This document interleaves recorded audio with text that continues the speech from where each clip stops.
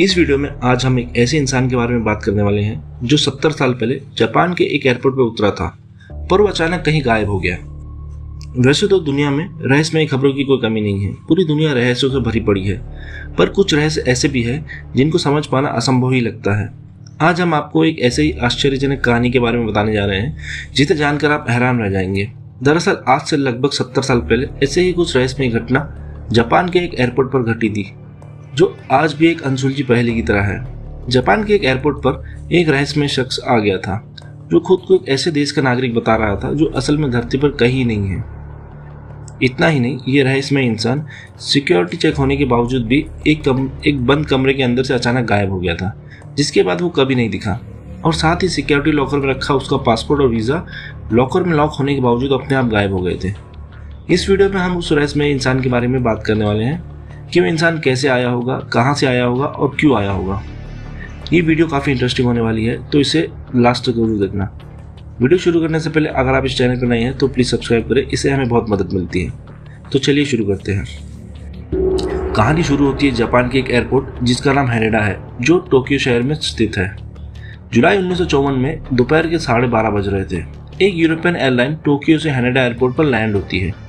विमान में सवार सभी यात्री एक एक करके उतरना शुरू करते हैं और इमिग्रेशन काउंटर की तरफ बढ़ना शुरू करते हैं। वहां बैठे अधिकारी सभी यात्रियों के पासपोर्ट की जांच कर रहे थे। तभी उन्हें एक ऐसा यात्री मिला जिसके पासपोर्ट को देखकर वो हैरान रह गए। जब इमिग्रेशन काउंटर पर इमिग्रेशन ऑफिसर ने उस शख्स का पासपोर्ट और वीज़ा चेक किया तो उस शख्स का पासपोर्ट और वीज़ा देखकर इमिग्रेशन ऑफिसर के होश उड़ गए। उसने कभी ऐसा पासपोर्ट नहीं देखा था। इस शख्स का पासपोर्ट बाकियों के पासपोर्ट से बिल्कुल ही अलग लग रहा था। और तो और उस यात्री के पासपोर्ट पर टोरेट देश का नाम लिखा हुआ था। जांच कर रहे अधिकारी ने इससे पहले कभी ऐसे देश का नाम नहीं सुना था। उन्हें वो यात्री सस्पिशियस लगा, इसलिए उन्होंने इसकी सूचना सुरक्षा अधिकारियों को दी, जिसके बाद उस यात्री को पूछताछ करने के लिए एक अलग कमरे में ले जाया गया। अधिकारियों ने सबसे पहले तो उसे जापान आने का कारण पूछा। इस पर उसने बताया कि वो एक कारोबारी है और जापान एक बिजनेस के सिलसिले में आया है और जापान में एक कंपनी के कुछ आदमियों के साथ उसकी मीटिंग है। और तो और उस शख्स ने उस कंपनी का नाम तक बताया। सुरक्षा अधिकारियों ने उस रहस्यमय यात्री के पासपोर्ट की जांच की, जिस पर उसके देश का नाम टोरेट लिखा था। उन्हें भी बड़ा आश्चर्य हुआ कि सच में कोई ऐसा देश है। अधिकारियों के पूछने पर उसने बताया कि इस पासपोर्ट पर ये कोई उसकी पहली यात्रा नहीं है, बल्कि वो यूरोप के कई देशों में भी जा चुका है। और जब ऑफिसर ने उस शख्स के बाकी देशों का वीज़ा चेक किया तो उन्होंने पाया कि ये सच बोल रहा है और उसके पासपोर्ट पर यूरोप के कई देश के वीज़ा भी लगे हुए थे। और तो और वो वीज़ा एकदम ओरिजिनल भी थे। अधिकारियों को इसकी बात सुनकर बड़ा आश्चर्य हुआ, क्योंकि उसके पासपोर्ट पर अन्य देशों की जो मोहर लगी थी वो बिल्कुल असली थी। सारी की सारी मोहरें ओरिजिनल थी, वीज़ा भी ओरिजिनल था, पासपोर्ट भी ओरिजिनल था।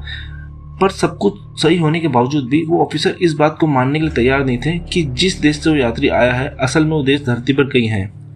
सुरक्षा अधिकारियों को ये जानने के लिए कि टोरेट आखिर धरती पर कहाँ है, उस यात्री को वर्ल्ड मैप दिखाते हैं और पूछते हैं कि इस नक्शे में तुम्हारा देश कहाँ पर है। तो शख्स ज़्यादा वक्त ना लेते हुए तुरंत एक देश पर उंगली रख देता है और जिस देश पर वो उंगली रखता है उस देश का नाम अंडोरा था। लेकिन जब वो ऑफिसर कहते हैं ये तो अंडोरा है, टोरेट नहीं, तो यात्री कहता है कि उसे समझ नहीं आ रहा कि यहाँ टोरेट की जगह अंडोरा क्यों लिखा है और आखिर अंडोरा देश कहाँ है। ये सुनकर अधिकारी और भी हैरान हो गए।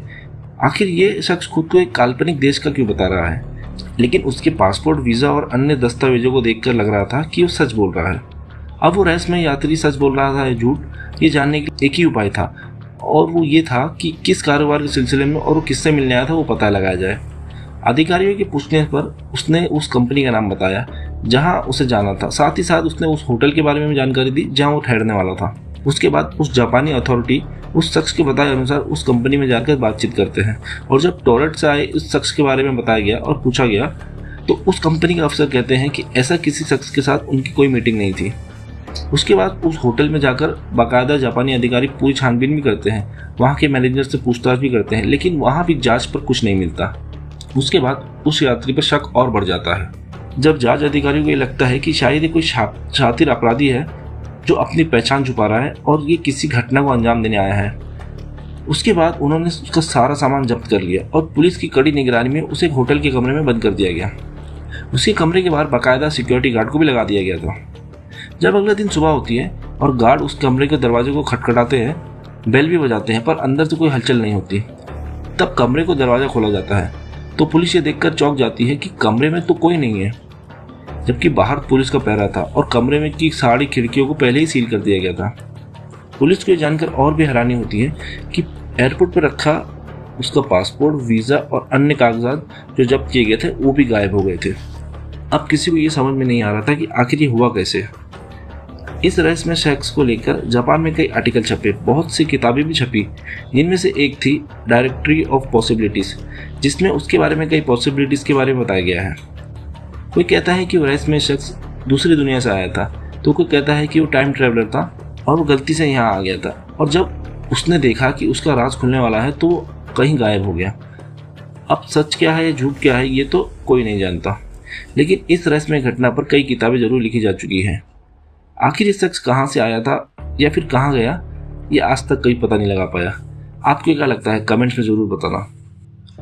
इसी के साथ करते हैं इस वीडियो को यहीं खत्म।